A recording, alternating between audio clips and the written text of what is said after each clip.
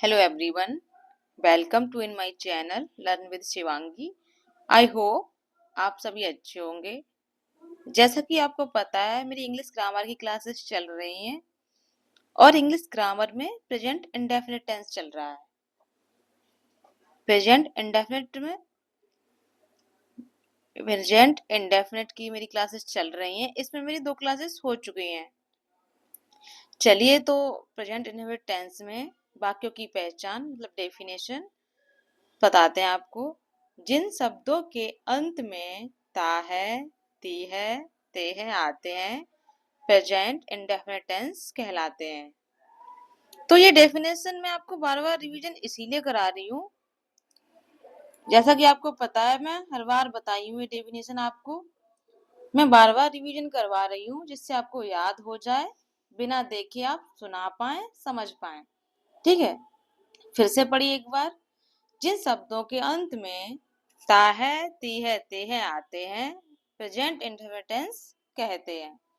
ठीक है, आगे है इसमें प्रेजेंट इंडेफिनिट टेंस में है affirmative sentences, negative sentences, interrogative sentences. Affirmative sentences और नेगेटिव सेंटेंस की क्लास मेरी हो चुकी है, जैसा कि आपको पता होगा, आपने ली होगी। आज इंटरोगेटिव सेंटेंस क्लास आपको पढ़ाएंगे। इंटरोगेटिव सेंटेंसेस प्रश्नवाचक वाक्य। INTERROGATIVE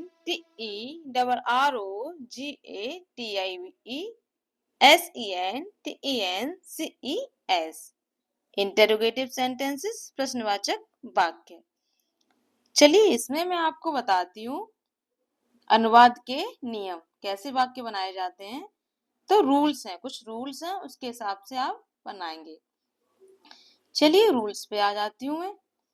रूल्स है, यदि प्रश्नवाचक वाक्य में सबसे पहले क्या हो तो ही, सी, इट और सिंगुलर नाउन्स के साथ डज तथा अन्य सभी सब्जेक्ट के साथ डू लगाकर वर्ब की फर्स्ट फॉर्म का प्रयोग करते हैं। डू या डज का प्रयोग सब्जेक्ट से पहले होगा। तो इसमें क्या बताया गया है, कोई प्रश्नवाचक वाक्य है, सबसे पहले इसमें क्या आता है, तो ही, सी, इट और सिंगुलर नाउन्स के साथ डज का प्रयोग करेंगे हम लोग। ठीक है, अन्य सब्जेक्ट है तो उसके साथ डू का प्रयोग करके वर्ब की फर्स्ट फॉर्म का प्रयोग करेंगे और डू या डज का प्रयोग सब्जेक्ट से पहले करेंगे। ठीक है, दूसरा नियम है यहाँ पे, यदि प्रश्नवाचक वाक्य में प्रश्नवाचक शब्द जैसे क्या, क्यों, कहाँ, कब आदि हो। जी हैं आपके प्रश्नवाचक शब्द, क्या, क्यों, कहाँ, कब। ये प्रश्नवाचक शब्द है जो वाक्य के बीच में है तो सर्वप्रथम इन शब्दों की अंग्रेजी लिखकर कर्ता के अनुसार डू, डज का प्रयोग किया जाता है। कर्ता के अनुसार मतलब एक वचन है तो डज और बहुवचन है तो डू, इसी हिसाब से बताया गया है। अगला नियम है यहाँ पे, यदि प्रश्नवाचक वाक्य निषेधात्मक मतलब निगेटिव भी है तो मुख्य क्रिया मीन्स मेन वर्ब से पहले नोट आता है। इसमें हमें सेंटेंस नंबर 6 देखना है, वाक्य 6। और रूल नंबर 4 के लिए हमें देखना है 4 और 5। ठीक है, तो ये आप पढ़ेंगे। यहाँ इस पेज पे 3 रूल दिए हैं। इससे आगे रूल नंबर 4, हु के तुरंत बाद वर्ब का प्रयोग किया जाता है तथा इसके बाद डू या डज शब्द नहीं लगता है। ठीक है, क्या था यहाँ पे, हु के तुरंत बाद वर्ब का प्रयोग किया जाता है तथा इसके बाद डू या डज शब्द नहीं लगता है।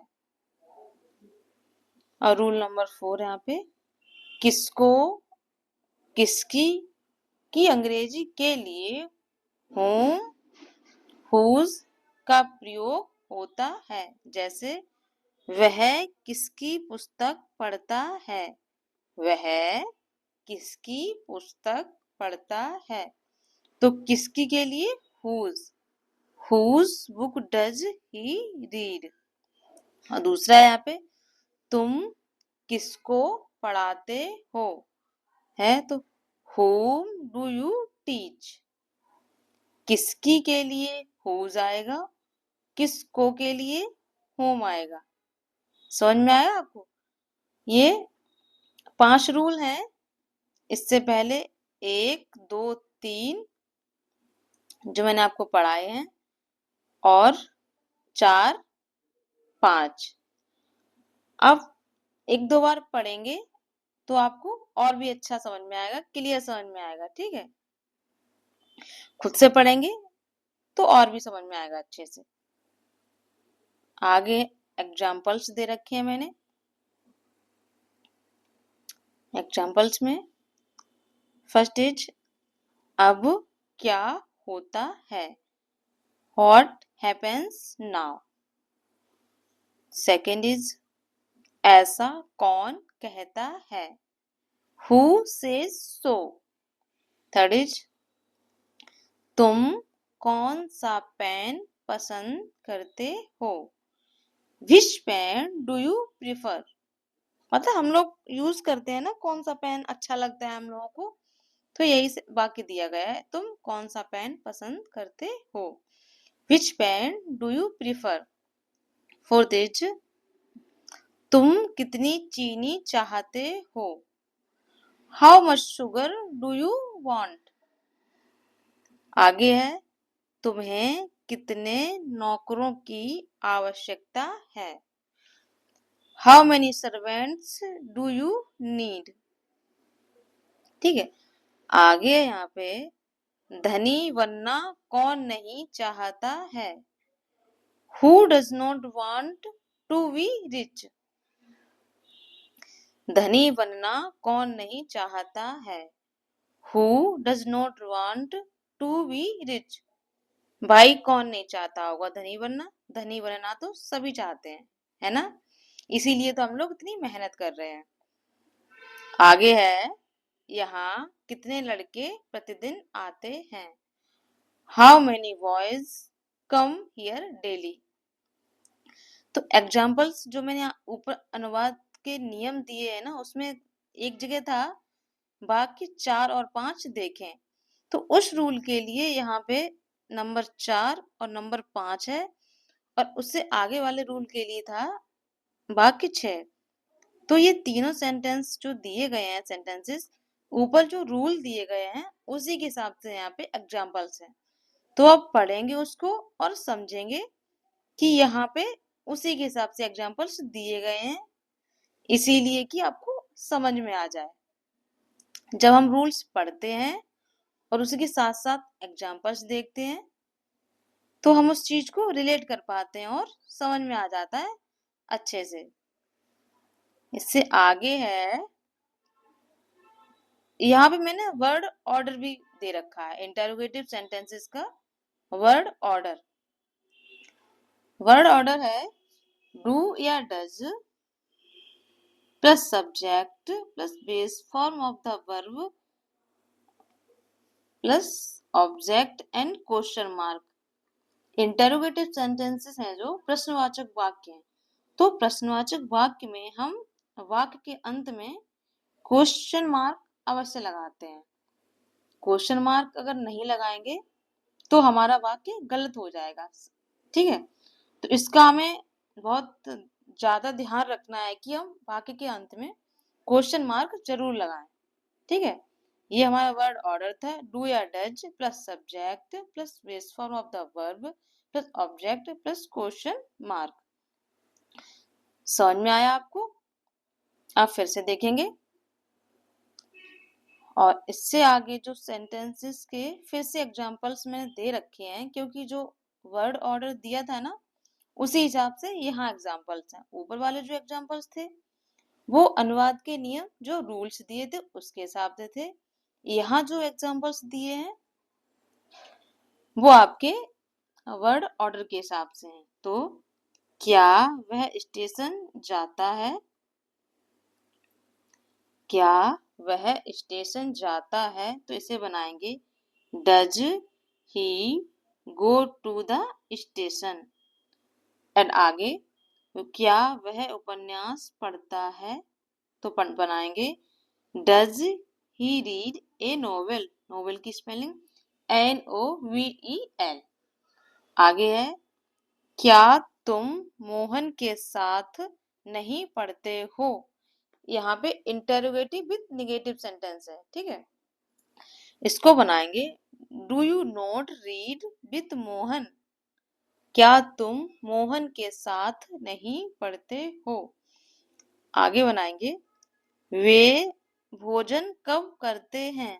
वे भोजन कब करते हैं? तो यहाँ पे ये क्वेश्चन वर्ड आया है, तो इसको बनाएंगे when do they eat. Eat means खाना खाना, खाना। आगे है उसे अंग्रेजी कौन पढ़ाता है? तो यहाँ बनाएंगे हु टीच हिम इंग्लिश। उसे अंग्रेजी कौन पढ़ाता है? अगर आपको समझ में आ रहा है तो अच्छी बात है, अगर नहीं भी आ रहा है तो आप फिर से पढ़ेंगे रूल्स को और समझेंगे। अगर समझ में नहीं आ रहा है तो आप बताएंगे आपको समझ में क्यों नहीं आया है। मैं अपने तरीकों को थोड़ा बदलने की कोशिश करूंगी, ठीक है। यहाँ पे मैंने आपको प्रैक्टिस के लिए कुछ एग्जांपल्स दे रखे हैं। हम पढ़ते हैं और प्रैक्टिस नहीं करते हैं तो हम उन चीजों को रिलेट नहीं कर पाते हैं और अच्छे से समझ नहीं पाते हैं। पढ़ेंगे, रिलेट करेंगे, तब समझ में आएगी, ठीक है। यहाँ है क्या वह एक पत्र लिखती है? सेकेंड इज क्या वे तुम्हारी सहायता करते हैं? आगे क्या तुम अपने छोटे भाई को पीटते हो? हाँ भाई, सभी अपने छोटे भाई बहन को पीटते ही हैं, क्योंकि बड़े हैं तो छोटे को तो पीटेंगे ही। पीटना सही बात नहीं है, सिर्फ यहाँ पे सेंटेंस दे रखा है इसलिए मैं आपको बता रही हूँ, ठीक है। आगे है शाम के समय शीला कहाँ जाती है? उसे आगे बाहर कौन रोता है? नेक्स्ट तुम्हारी कक्षा में कितने लड़के पढ़ते हैं? नेक्स्ट तुम प्रतिदिन कितनी चाय पीते हो?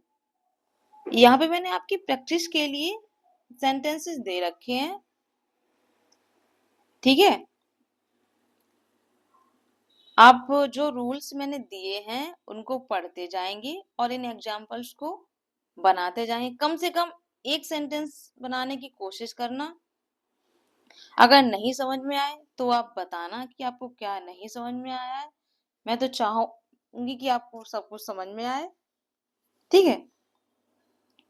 और आपको मैंने जो प्रैक्टिस के लिए एग्जाम्पल्स दिए हैं ना, उन्हीं की ये इम्पोर्टेंट मीनिंग्स हैं। सहायता करना, टू हेल्प, चाय, टी मीन्स चाय, चपरासी, पियोन, PEON, कितने लड़के, हाउ मेनी बॉयज, शहद, वॉन, स्वीट मीन्स मीठा। आगे दिखाई पड़ना, टू अपीयर। तो ये जो मीनिंग्स मैंने दिए हैं आपको, ये वही मीनिंग्स है जो मैंने आपको यहाँ एग्जाम्पल्स दिए हैं। जैसे सहायता करना, ठीक है, यहाँ पे सहायता करना की है, और यहाँ पे चाय का दे रखा है, और भी बहुत सारे मैंने दे रखे हैं, ठीक है। उसी हिसाब से आप बनाते जाएंगे और देखते जाएंगे। आई होप आपको ये मेरी क्लास पसंद आई होगी, ठीक है। छोटी सी ही क्लास थी। Thank you so much.